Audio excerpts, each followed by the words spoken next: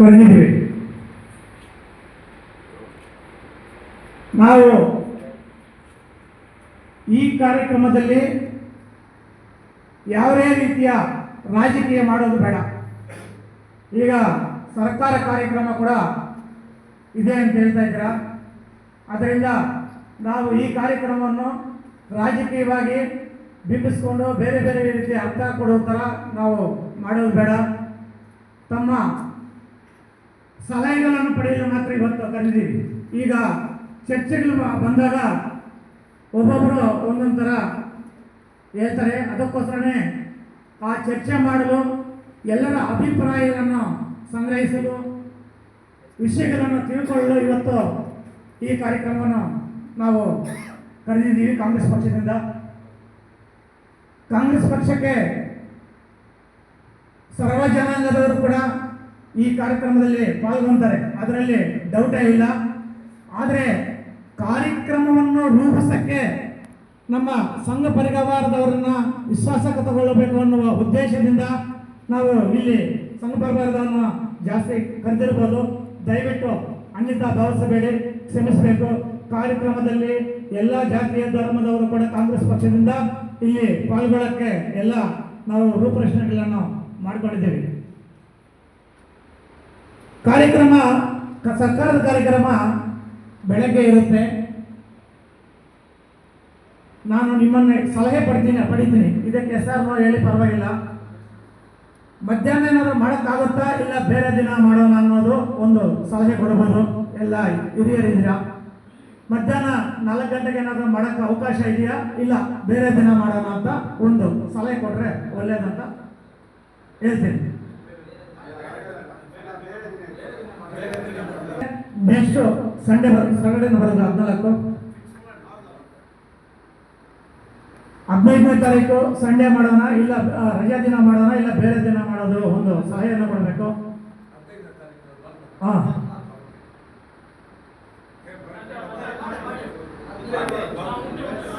ಭಾನುವಾರ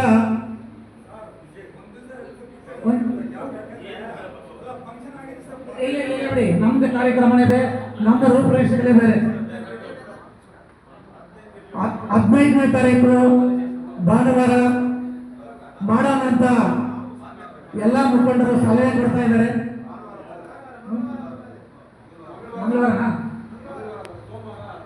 ಮಂಗಳವಾರ ಎಲ್ಲ ಹಿರಿಯರು ಸಲಹೆಯನ್ನು ಕೊಡ್ತಾ ಇದ್ದಾರೆ. ತಾವೇ ಎಲ್ಲ ಕೈ ಎತ್ತುವ ಮೂಲಕ ಅನುಮತಿ ಕೊಡಬೇಕಂತ. ಅಲ್ಲಲ್ಲ, ಓಕೆ. 15ನೇ ತಾರೀಕು ಕಾರ್ಯಕ್ರಮವನ್ನು ಮಾಡಲು ನಾವು ನಿಶ್ಚಯ ಮಾಡ್ತಾ ಇದ್ದೀವಿ.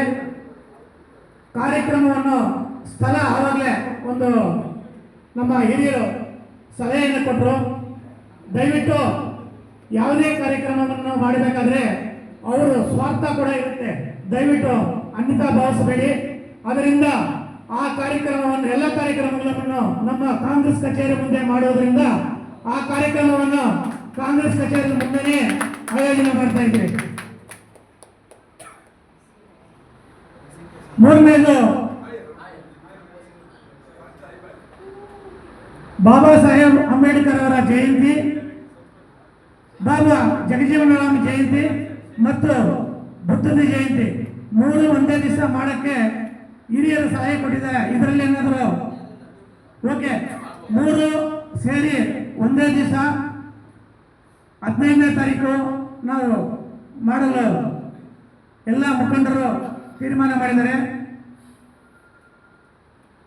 ಮಹಾಗಣ್ಯರ 3 ಜಯಂತಿ ಕೂಡ ನಾವು ಅವತ್ತು ಮಾಡಲು ನಿಶ್ಚಯಿಸಿದ್ದೀವಿ.